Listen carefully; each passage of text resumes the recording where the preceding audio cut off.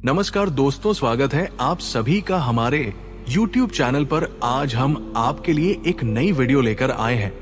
Video पसंद आए तो चैनल को लाइक करें, शेयर करें, सब्सक्राइब करें। कहानी के अंत तक जरूर बने रहिए। अगर आपको हमारी कहानी पसंद आए तो प्लीज हमें में कमेंट करके बताएं कि आपको कहानी कैसी लगी, और हमारे चैनल को सब्सक्राइब कर ले। कहानी के अंत तक बने रहिए। बीरबल ने कैसे 4 मुसलमानों भिखारियों की पोल खोली और सबको सबक सिखाया। मुगलिया सल्तनत में जश्न चिरागा का माहौल था। शहंशाह अकबर अपनी दरियादिली के लिए मशहूर थे। हर जुमे, शुक्रवार को वे जामा मस्जिद के बाहर गरीबों और जरूरतमंदों को दान दिया करते थे।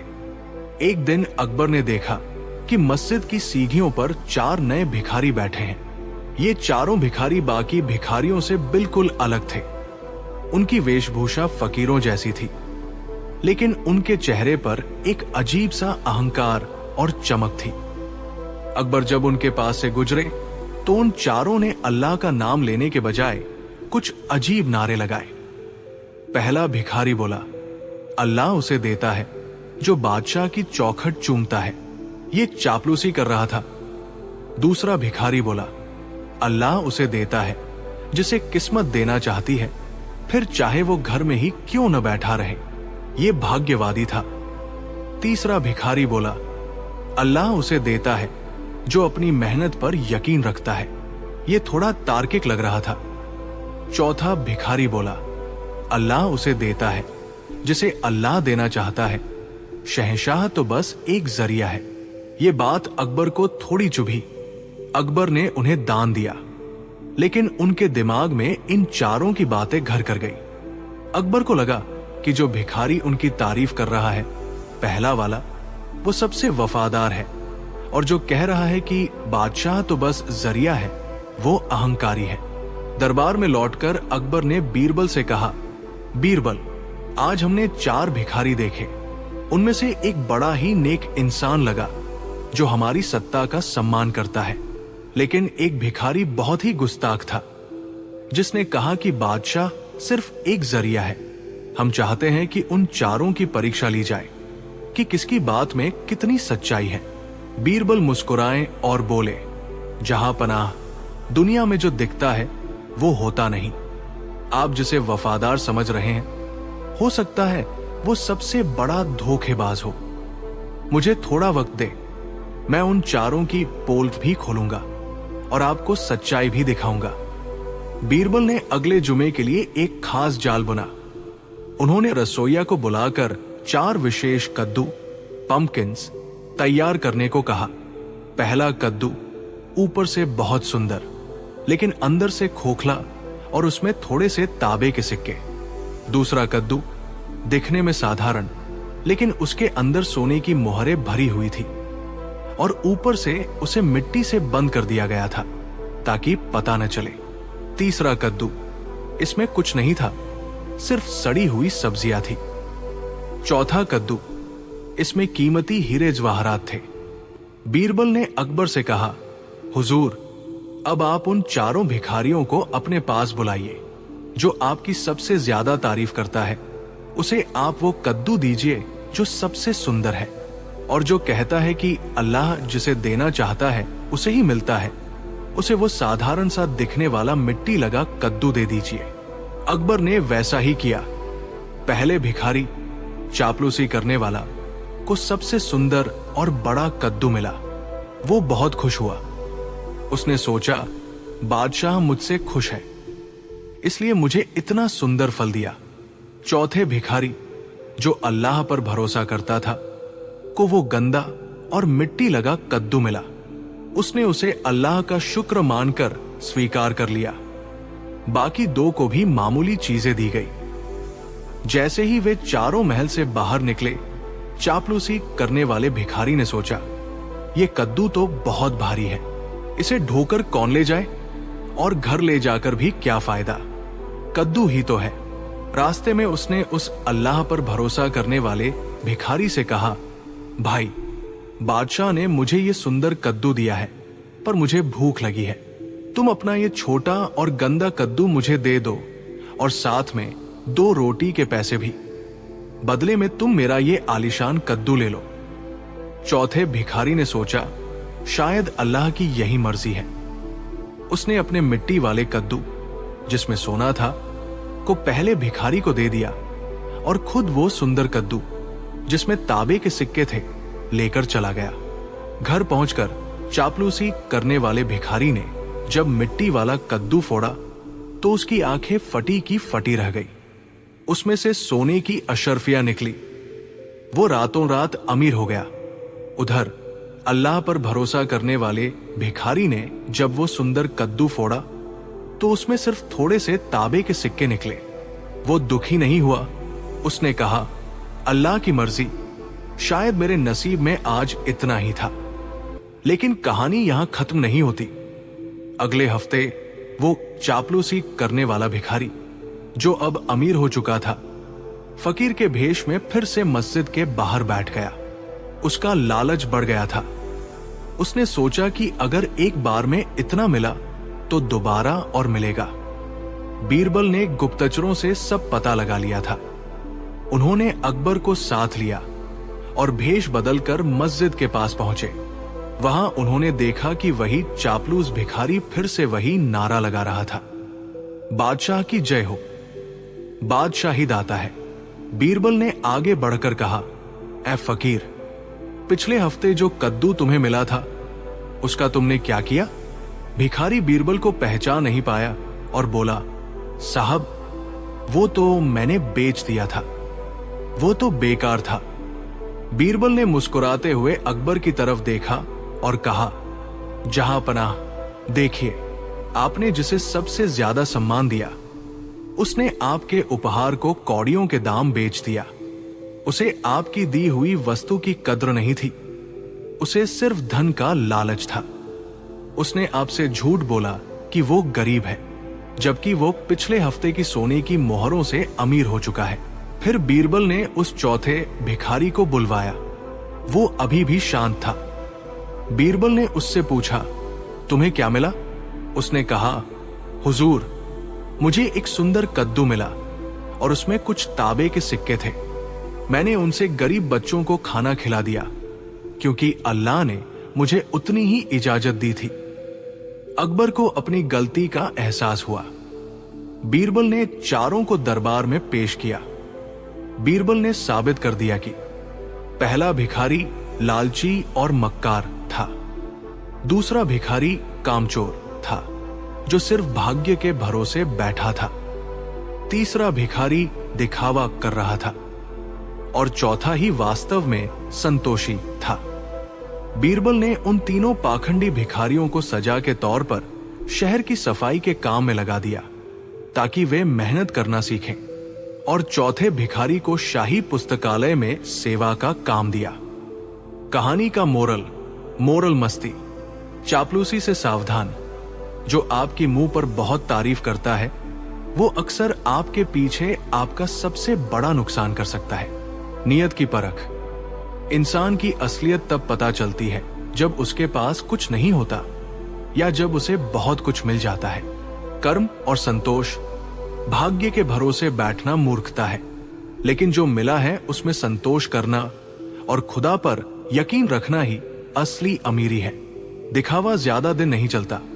आप कुछ समय के लिए किसी को बेवकूफ बना सकते हैं, लेकिन बीरबल जैसी पैनी नजर वाले लोग आपकी पोल खोल ही देते हैं। बीरबल और पहेली का जाल, एक जादुई दिमागी कसरत।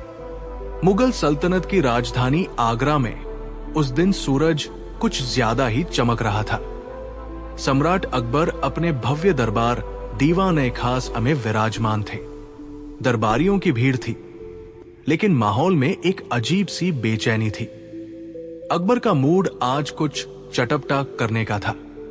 वे रोजमर्रा के प्रशासनिक कार्यों से ऊब चुके थे। तभी द्वारपाल ने घोषणा की, जहां पनाह, दक्षिण भारत से एक प्रकांड विद्वान महामहोपाध्याय चित्रगुप्त पधारे हैं। वे आपसे भेंट करना चाहते हैं। अकबर ने सिर हिलाकर अनुमति दी। एक लंबा दुबला-पतला आदमी जिसकी आंखों में गजब की चमक थी और सिर पर एक बड़ी सी पगड़ी थी, दरबार में दाखिल हुआ। उसके हाथ में एक छोटा सा रेशमी कपड़े से ढका हुआ संदूक था। उसने झुककर सलाम किया और बोला, जहांपनाह, मैंने आपकी और बीरबल की बुद्धिमत्ता के चर्चे समंदर पार तक सुने हैं। मैं यहां कोई धन मांगने नहीं, बल्कि एक चुनौती लेकर आया हूं। इसे मैं कहता हूं पहेलियों का मायाजाल। अकबर की आंखों में चमक आ गई। उन्होंने कहा, विद्वान, हमें चुनौतियां पसंद है, बताइए आपके इस मायाजाल में क्या है। विद्वान ने रेशमी कपड़ा हटाया। संदूक के अंदर 7 अलग अलग रंगों के धागे एक दूसरे में इस कदर उलझे हुए थे कि उनका सिरा ढूंढना नामुमकिन लग रहा था। विद्वान ने कहा, हुजूर, ये केवल धागे नहीं हैं, ये 7 ऐसी पहेलियां हैं जो एक दूसरे से जुड़ी है। यदि कोई पहली पहेली सुलझाएगा तभी उसे दूसरी का संकेत मिलेगा। अगर कोई बीच में रुक गया तो उसे हार स्वीकार करनी होगी, और शर्त यह है कि उत्तर केवल शब्दों में नहीं बल्कि प्रमाण के साथ देना होगा। दरबार के बाकी मंत्री, जैसे मुल्ला दो पियाजा, जो हमेशा बीरबल से जलते थे, मन ही मन खुश होने लगे। उन्हें लगा कि आज बीरबल जरूर फंसेगा। अकबर ने बीरबल की ओर देखा। बीरबल ने मुस्कुराते हुए कहा, हुजूर, विद्वान का स्वागत है। हम इस जाल को सुलझाने की कोशिश जरूर करेंगे। विद्वान ने पहली पहेली पढ़ी। वो पैदा होते ही उड़ने लगता है, जवानी में सबको डराता है और बुढ़ापे में गायब हो जाता है। वो चलता है पर उसके पैर नहीं, वो बोलता है पर उसकी जुबान नहीं। बताओ वो क्या है। पूरा दरबार सोच में पड़ गया। किसी ने कहा बादल, किसी ने कहा समय। बीरबल उठे और बोले, हुजूर, इसका उत्तर है धुआं। विद्वान ने भौहें सिकोड़ी, प्रमाण दीजिए। बीरबल ने फौरन एक सिपाही से कहा कि एक कोना सुलगाकर सूखी पत्तियां जलाई जाए। बीरबल बोले, देखिए जहांपनाह, धुआं पैदा होते ही ऊपर की ओर उड़ता है। उड़ना। जब आग तेज होती है तो काला धुआं सबको डराता है कि कहीं आग न लग जाए। जवानी। और जब आग बुझ जाती है तो धुआं धीरे धीरे हवा में विलीन हो जाता है। बुढ़ापा। ये हवा के साथ चलता है पर पैर नहीं है, और इसकी सरसराहट ही इसकी आवाज है। विद्वान मुस्कुराया, सही जवाब। अब दूसरा सिरा खोलिए। दूसरी पहेली सामने आई। वो कौन सा हथियार है जिसे चलाने के लिए हाथ की जरूरत नहीं, लेकिन वो लोहे की तलवार से भी गहरा घाव करता है, और कमाल की बात ये कि वो घाव कभी भरता नहीं। मुल्ला दो पियाजा चिल्लाए, हुजूर, ये नजर है, राजा की नजर। अकबर को उत्तर पसंद आया, पर विद्वान ने सिर हिला दिया। बीरबल बोले, हुजूर, वो हथियार है, कड़वे शब्द या जुबान। बीरबल ने विस्तार से बताया, इंसान का घाव मरहम से भर सकता है, लेकिन किसी के द्वारा कहे गए अपमानजनक शब्द ताउम्र कलेजे में चुभते रहते हैं। इसे चलाने के लिए हाथ नहीं, बस दुर्भावना की जरूरत होती है। दरबार तालियों से गूंज उठा। 2 धागे सुलझ चुके थे। तीसरी पहेली थी, वो कौन सी चीज है जिसे आप दूसरों को दे सकते हैं लेकिन खुद के पास भी रख सकते हैं। चौथी पहेली थी, वो क्या है जो जितना ज्यादा बढ़ता है उतना ही कम दिखाई देता है। बीरबल ने बिना देर किए कहा, हुजूर, तीसरी पहेली का उत्तर है ज्ञान। मैं आपको अपना ज्ञान दे सकता हूं, फिर भी वो मेरे पास रहेगा। और चौथी पहेली का उत्तर है अंधेरा। अंधेरा जितना बढ़ता जाएगा चीजें उतनी ही कम दिखाई देंगी। अकबर गदगद हो गए। उन्होंने बीरबल को एक कीमती हार भेंट किया, लेकिन अभी असली चुनौती बाकी थी। विद्वान ने अब जाल का सबसे उलझा हुआ हिस्सा पकड़ा और कहा, यह पहेली कठिन है। एक ऐसा चोर जो महल में आता है, सबसे कीमती चीज चुराता है, पहरेदार उसे देख नहीं पाते, और वो चोरी किया हुआ सामान कभी वापस नहीं करता। बताइए वो क्या चुराता है। दरबारी सोचने लगे। सोना, चांदी, हीरा। बीरबल ने शांति से कहा, जहांपनाह, वो चोर है समय, वक्त। वो हमारी जिंदगी के सबसे कीमती पल चुरा ले जाता है। न कोई पहरेदार उसे रोक सकता है, न कोई राजा उसे सजा दे सकता है, और गया हुआ वक्त कभी वापस नहीं आता। विद्वान के चेहरे पर अब चिंता की लकीरें थी।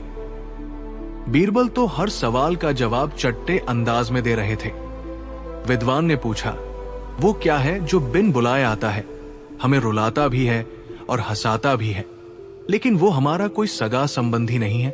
बीरबल ने मुस्कुराकर अकबर की ओर देखा और बोले, हुजूर, वे हैं यादें, मेमोरीज। यादें जब पुरानी बातों को ताजा करती है तो कभी आंखें नम हो जाती है और कभी चेहरे पर मुस्कान आ जाती है। ये यादें किसी के बुलावे का इंतजार नहीं करती। अब आखिरी धागा बचा था। विद्वान ने अपनी पगड़ी उतारी और उसे मेज पर रख दिया। उसने कहा, बीरबल, तुमने 6 पहेलियां सुलझा ली। अब अंतिम पहेली, अगर तुमने इसका जवाब दे दिया तो मैं मान लूंगा कि तुम वाकई बेमिसाल हो। पहेली थी, वो क्या है जो मेरा है पर उसे इस्तेमाल दुनिया करती है, और अगर मैं उसे वापस ले लूं तो मेरा अस्तित्व ही खत्म हो जाएगा? पूरे दरबार में सन्नाटा पसर गया। अकबर भी सोच में पड़ गए। मेरा है पर दुनिया इस्तेमाल करती है। बीरबल कुछ देर चुप रहे। उन्होंने विद्वान की आंखों में देखा। फिर वे धीरे से उठे और विद्वान के कान में कुछ कहा।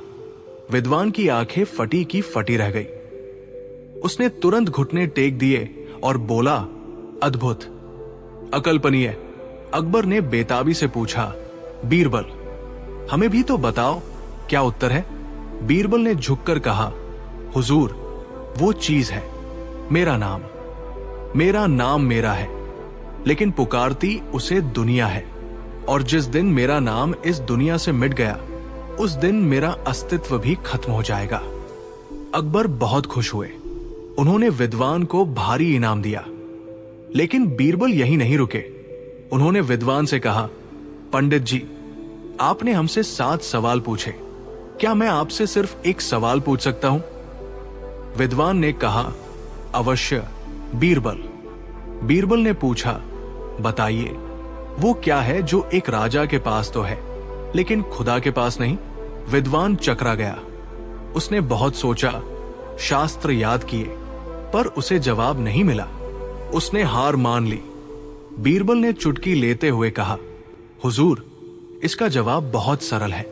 वो है एक बड़ा राजा, यानी आप जैसा शहंशाह। खुदा के पास सब कुछ है, पर उसके ऊपर कोई राजा नहीं है, क्योंकि वो खुद सबका मालिक है।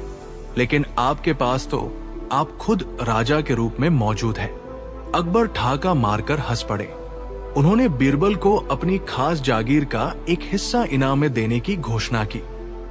इस लंबी और रोमांचक कहानी से हमें कई महत्वपूर्ण सीख मिलती है। बुद्धि ही सबसे बड़ा धन है। धन दौलत चोरी हो सकती है, लेकिन आपकी अक्ल और आपका ज्ञान कोई नहीं छीन सकता। धैर्य, पेशेंस, जब समस्या पहेली के जाल जैसी उलझी हुई हो तो घबराने के बजाय शांति से उसका एक एक सिरा पकड़ना चाहिए। शब्दों की ताकत, हमेशा सोच समझकर बोलना चाहिए, क्योंकि कड़वे शब्द तलवार से ज्यादा चोट पहुंचाते हैं। समय की कद्र, समय वो चोर है जो लौट कर नहीं आता, इसलिए हर पल का सदुपयोग करें। हाजिर जवाबी और विनम्रता।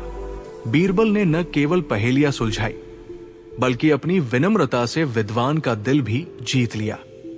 जिंदगी खुद एक पहेली है। अगर आप इसे सीरियस लेंगे तो उलझ जाएंगे, और अगर बीरबल की तरह मस्ती और बुद्धि के साथ। जब बीरबल ने शहंशाह को उनके ही जाल में फंसाया। मुगल सल्तनत की राजधानी आगरा के महल में एक शाम बादशाह अकबर थोड़े परेशान और बेचैन थे। वे अपनी सफलता की ऊंचाइयों पर थे, लेकिन एक बात उन्हें हमेशा खटकती थी, बीरबल की अटूट बुद्धिमानी। अकबर को लगता था कि क्या वाकई कोई ऐसा सवाल या स्थिति हो सकती है जहां बीरबल हार मान ले। अकबर ने अपने मन में सोचा, बीरबल मेरा सबसे प्रिय मित्र है, लेकिन उसकी अक्ल के सामने मैं अक्सर छोटा पड़ जाता हूं। क्या मैं उसे कभी किसी ऐसे जाल में फंसा सकता हूं जहां से निकलना नामुमकिन हो। अगली सुबह दरबार लगा। अकबर ने मुस्कुराते हुए बीरबल की ओर देखा और कहा, बीरबल, हमने तुम्हारी बुद्धिमत्ता के बहुत से इम्तिहान लिए और तुम हर बार अव्वल आए, लेकिन आज हम तुम्हारा आखिरी इम्तिहान लेना चाहते हैं। ये एक ऐसी चुनौती है जिसमें या तो तुम अपनी हार स्वीकार करोगे या फिर तुम्हें वह कर दिखाना होगा जो दुनिया का कोई इंसान नहीं कर पाया। बीरबल ने शालीनता से झुककर कहा, जहां पनाह, सूरज की रोशनी को परखा नहीं जाता, उसे केवल महसूस किया जाता है। फिर भी सेवक तैयार है, हुक्म फरमाएं। अकबर ने अपनी गद्दी से उठकर घोषणा की, बीरबल, तुम अक्सर कहते हो कि शहंशाह कभी गलत नहीं हो सकते और बादशाह की हर बात खुदा का हुक्म होती है। तो आज हम तुम्हें एक चुनौती देते हैं। तुम्हें यह साबित करना होगा कि मैं अकबर पूरी तरह से गलत हूं, लेकिन शर्त यह है कि तुम मेरा अपमान नहीं करोगे, और यदि तुम साबित कर दो कि मैं गलत हूं तो तुम्हें खुद को बेवकूफ कहना होगा, और यदि तुम साबित न कर पाए तो तुम्हें राज्य छोड़कर जाना होगा। पूरे दरबार में सन्नाटा छा गया। ये एक अजीब पहेली थी। अगर बीरबल ने अकबर को गलत साबित किया तो उसे खुद को बेवकूफ कहना होगा, जो उसकी प्रतिष्ठा के खिलाफ था। अगर वो साबित नहीं कर पाया तो उसे निर्वासन झेलना होगा। और सबसे बड़ी बात, बादशाह को गलत कहना अपने आप में राजद्रोह माना जा सकता था। मुल्ला दो पियाजा और अन्य दरबारी मन ही मन खुश थे। उन्होंने सोचा, आज तो बीरबल की खैर नहीं। ये सांप और सीढ़ी का ऐसा खेल है जहां हर रास्ते में सांप खड़ा है। बीरबल ने मुस्कुराते हुए कहा, जहां पनाह, इस आखिरी इम्तिहान के लिए मुझे 7 दिनों की मोहलत चाहिए, और इन 7 दिनों में मुझे शाही खजाने से एक अदृश्य पोशाक सिलवाने के लिए 10,000 स्वर्ण मुद्राएं और बेहतरीन बुनकर चाहिए। अकबर ने हंसते हुए कहा, अदृश्य पोशाक? ठीक है बीरबल, हम तुम्हें सब कुछ देंगे। देखे तुम्हारी कल्पना कहां तक जाती है। अगले 6 दिनों तक बीरबल ने महल के एक एकांत कमरे में कुछ बुनकरों को रखा। बाहर ढिंढोरा पिटवा दिया गया कि बीरबल साहब एक ऐसी रूहानी पोशाक सिलवा रहे हैं जो केवल उन्हीं को दिखाई देगी जो अपने माता पिता की सच्ची औलाद है और जो अपने शहंशाह के प्रति पूरी तरह वफादार है। जो धोखेबाज, गद्दार या कमक्ल होंगे, उन्हें यह पोशाक दिखाई नहीं देगी। 7वें दिन आगरा का मुख्य मैदान हजारों की भीड़ से भरा था। अकबर अपने सिंहासन पर विराजमान थे। बीरबल एक मखमली संदूक लेकर आए।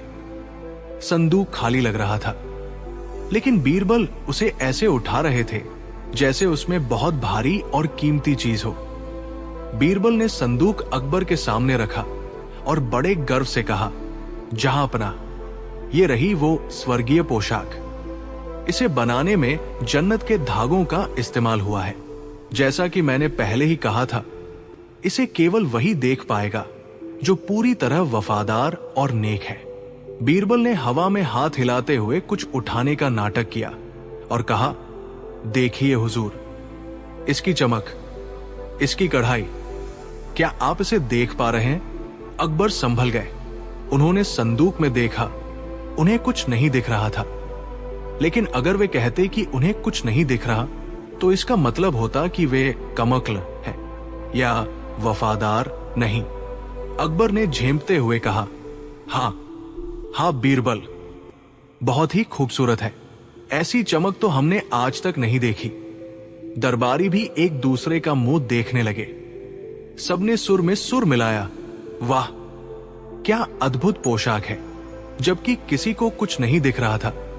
बीरबल ने अगला दाव चला, जहां पनाह, इस आखिरी इम्तिहान का हिस्सा यह है कि आप अपनी पुरानी शाही पोशाक उतारकर ये अदृश्य रूहानी लिबास पहने और पूरे शहर में जनता के बीच घूमें। इससे आपकी प्रजा को पता चलेगा कि उनका राजा कितना महान और रूहानी शक्तियों वाला है। अकबर फंस चुके थे। अपनी बुद्धिमानी और नेकदिली साबित करने के लिए उन्होंने अपने शाही वस्त्र उतार दिए और केवल अपने अंत वस्त्रों, इनर गारमेंट्स में रहकर बीरबल के बताए अनुसार अदृश्य कुर्ता और पाजामा पहनने का नाटक किया। बीरबल ने बड़े प्यार से अकबर के कंधों पर हाथ फेरा, जैसे वे कोई बहुत भारी दुशाला शॉल ओगा रहे हों। अकबर आधे नग्न अवस्था में हाथी पर सवार होकर शहर की ओर निकल पड़े। पूरे शहर में लोग देख रहे थे कि बादशाह बिना कपड़ों के हाथी पर जा रहे हैं, लेकिन बीरबल की उस शर्त के डर से कि जिसे नहीं दिखेगा वो गद्दार होगा, कोई कुछ नहीं बोल रहा था। सब चिल्ला रहे थे, शहंशाह की पोशाक कितनी सुंदर है। तभी भीड़ में से एक छोटा बच्चा चिल्लाया, अरे देखो, राजा जी तो नंगे हैं, उन्होंने तो कुछ पहना ही नहीं है। बच्चे की बात सुनकर धीरे धीरे पूरी भीड़ हंसने लगी। अकबर को एहसास हुआ कि उनके साथ बहुत बड़ा मजाक हो गया है। वे शर्म से लाल हो गए और तुरंत महल वापस लौटे।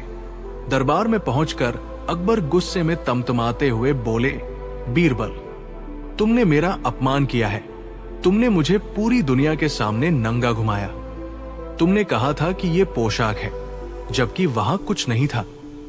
तुमने झूठ बोला, तुम हार गए। बीरबल बहुत शांत थे। उन्होंने झुककर कहा, जहांपनाह, जरा रुकिए, याद कीजिए हमारी शर्त क्या थी। शर्त यह थी कि मुझे साबित करना होगा कि आप गलत हैं, और वो भी बिना आपका अपमान किए। बीरबल ने आगे कहा, हुजूर, जब आपने कहा कि आपको वो अदृश्य पोशाक दिख रही है, तब आप गलत थे, क्योंकि वहां कुछ नहीं था। जब आपने बिना कपड़ों के बाहर जाने का फैसला किया, तब आप गलत थे। लेकिन चूंकि आप शहंशाह हैं, मैंने आपसे ये नहीं कहा कि आप गलत हैं, बल्कि मैंने आपकी बात, शहंशाह कभी गलत नहीं हो सकते, को सच मानकर आपका साथ दिया। अकबर ने चिल्लाकर कहा, लेकिन तुमने मुझे बेवकूफ बनाया। बीरबल ने मुस्कुराते हुए कहा, हुजूर, शर्त का दूसरा हिस्सा याद कीजिए। यदि मैं आपको गलत साबित कर दूं, तो मुझे खुद को बेवकूफ कहना होगा। बीरबल ने सबके सामने अपने कान पकड़े और बोले, जहांपनाह, मैं इस सल्तनत का सबसे बड़ा बेवकूफ हूं, क्योंकि मैंने एक ऐसे शहंशाह को अदृश्य पोशाक पहनाने की कोशिश की जो पहले से ही बुद्धि की चादर ओढ़े हुए थे। मैं बेवकूफ हूं कि मैंने सोचा कि मैं आपको फंसा सकता हूं, जबकि आपने तो मुझे अपनी उदारता दिखाने का मौका दिया। अकबर का गुस्सा पल भर में गायब हो गया। वे बीरबल की इस हाजिर जवाबी और तर्क के जाल को समझ गए। बीरबल ने अकबर को गलत भी साबित कर दिया। कपड़े न पहनकर बाहर जाना गलती थी। खुद को शर्त के मुताबिक बेवकूफ भी कह दिया और अकबर की गरिमा को यह कहकर बचा लिया कि यह सब एक नाटक था। अकबर अपनी गद्दी से उठे और बीरबल को गले लगा लिया। उन्होंने कहा, बीरबल, आज तुमने साबित कर दिया कि बुद्धिमान व्यक्ति खुद को बेवकूफ कहकर भी जीत सकता है। यह वाकई मेरा और तुम्हारा आखिरी इम्तिहान था, क्योंकि अब मुझे कभी तुम्हारी वफादारी और अक्ल पर शक नहीं होगा। शहंशाह ने बीरबल को अपनी सबसे कीमती हीरे की अंगूठी दी और 10 नई जागीरें उनके नाम कर दी। 1. मानसिक जाल। बीरबल ने एम्परर्स न्यू क्लोथ्स की लोक कथा को भारतीय परिवेश में ढालकर अकबर के अहंकार को ही उनका हथियार बना दिया। 2. शर्त का पालन। बीरबल ने शर्त के हर पहलू को निभाया। उन्होंने अकबर को गलत साबित किया, लेकिन अंत में बेवकूफ शब्द का इस्तेमाल अपने लिए ऐसे किया कि वो तारीफ बन गई। 3. सत्य की जीत। एक छोटे बच्चे का सच बोलना यह दर्शाता है कि मासूमियत के सामने बड़े बड़े अहंकार ढह जाते हैं। शिक्षा। 1. अहंकार अंधा कर देता है। जब हम अपनी प्रशंसा सुनने के इतने भूखे हो जाते हैं कि सच को देखना बंद कर देते हैं, तो हम खुद अपना मजाक बनवाते हैं। 2. बुद्धि बनाम शक्ति। शक्ति किसी को डरा सकती है, लेकिन बुद्धि किसी को भी, चाहे वो राजा ही क्यों न हो, झुका सकती है। 3. हार में जीत। कभी कभी अपनी गलती मान लेना या खुद को छोटा दिखाना ही सबसे बड़ी जीत होती है, जैसा बीरबल ने खुद को बेवकूफ कहकर किया। 4. सच्चा मित्र। एक सच्चा मित्र, ठगों का शहर और बीरबल की चाल। जब 4 ठगों ने बीरबल को ही लूटने की कोशिश की। एक शाम दरबार में चर्चा चल रही थी कि क्या कोई ऐसा भी है जो बुद्धिमानों के शिरोमणि बीरबल को मात दे सके। तभी एक दरबारी जो बीरबल से जलता था खड़ा होकर बोला, जहां पनाह, हमारे पड़ोसी राज्य में छलपुर नाम का एक नगर है। वहां के ठग इतने शातिर हैं कि वे उड़ती चिड़िया के पर काट ले और चिड़िया को पता भी न चले। मेरा दावा है कि बीरबल जी वहां से अपनी जान और सामान बचाकर वापस नहीं आ सकते। अकबर को यह सुनकर उत्सुकता हुई। उन्होंने बीरबल की ओर देखा। बीरबल मुस्कुराए और बोले, जहां पनाह, चुनौती दिलचस्प है, मुझे अनुमति दे, मैं उस शहर की सैर करना चाहूंगा। अकबर ने आदेश दिया, ठीक है बीरबल, तुम वहां जाओ, लेकिन सावधान रहना।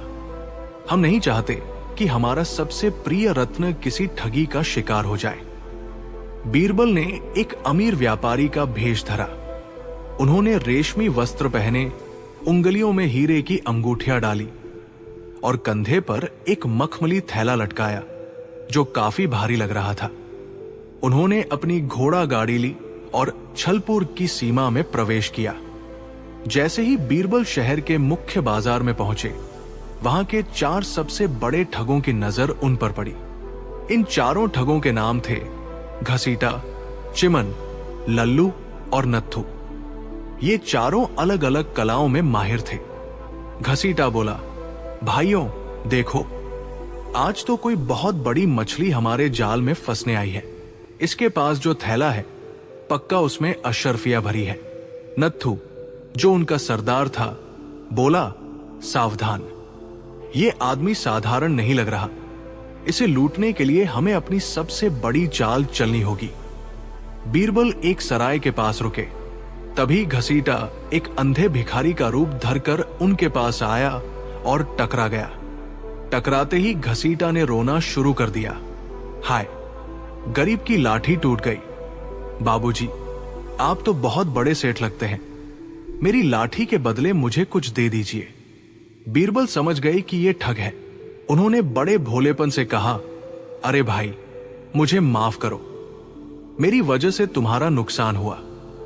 लो, ये 1 रुपया रखो।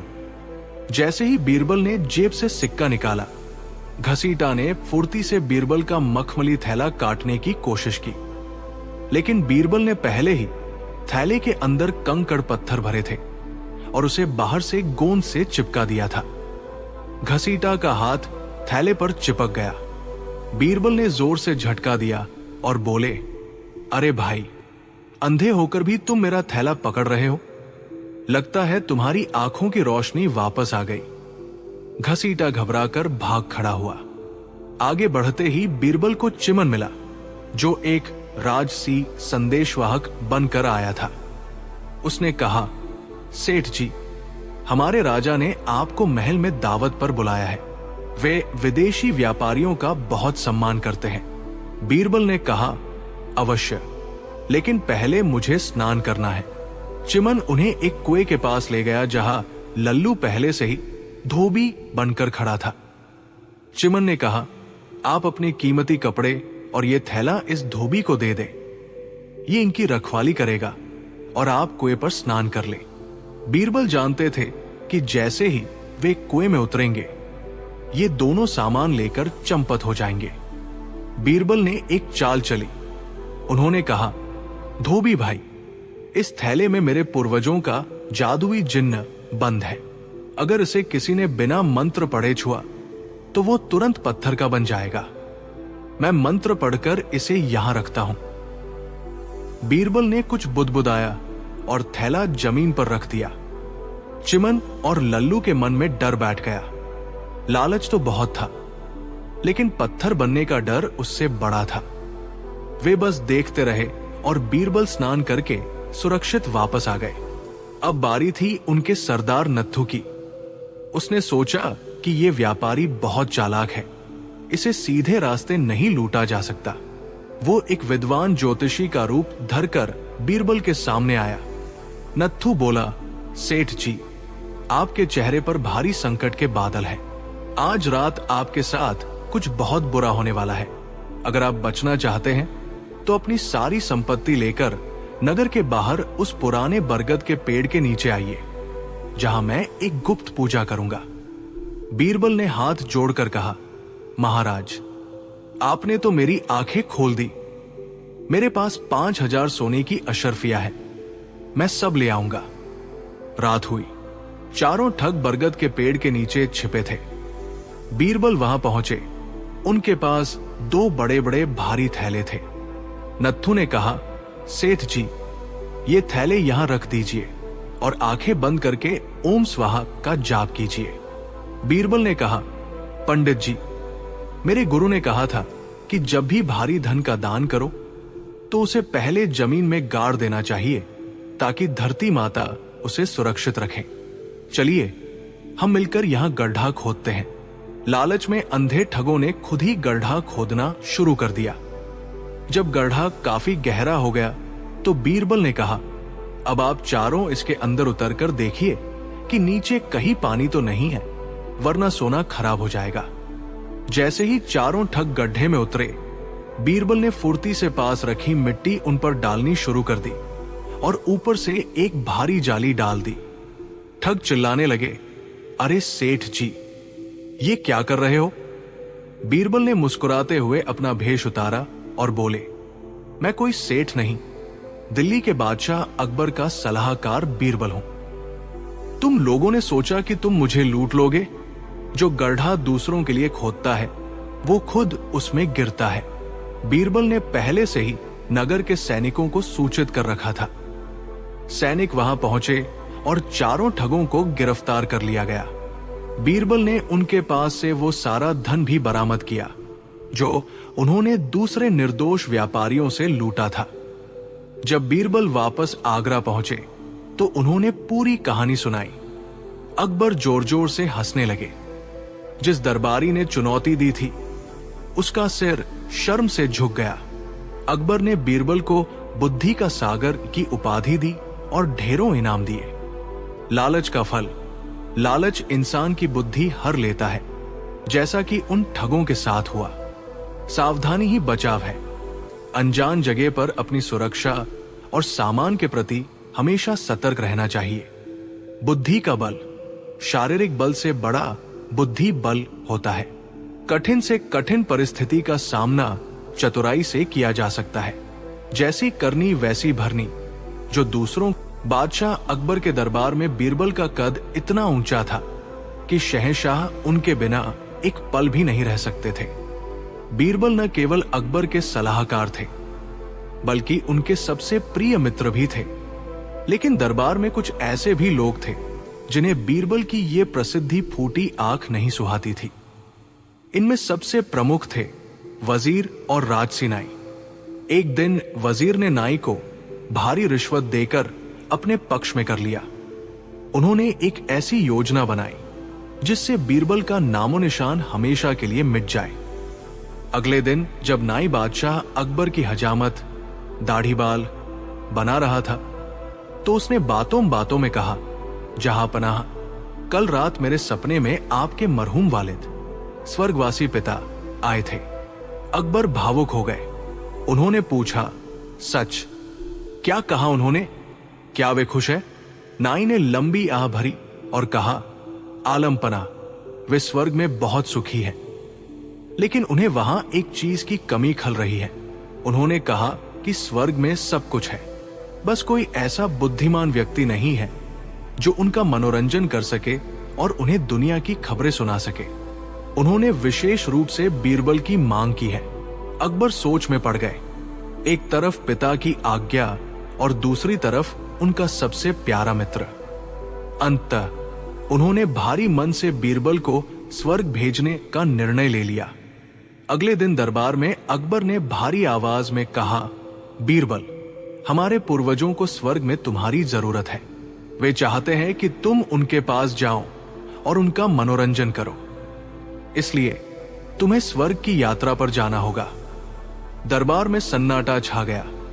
बीरबल तुरंत समझ गए कि ये उन जलने वाले दरबारियों की चाल है। स्वर्ग जाने का मतलब था मृत्यु।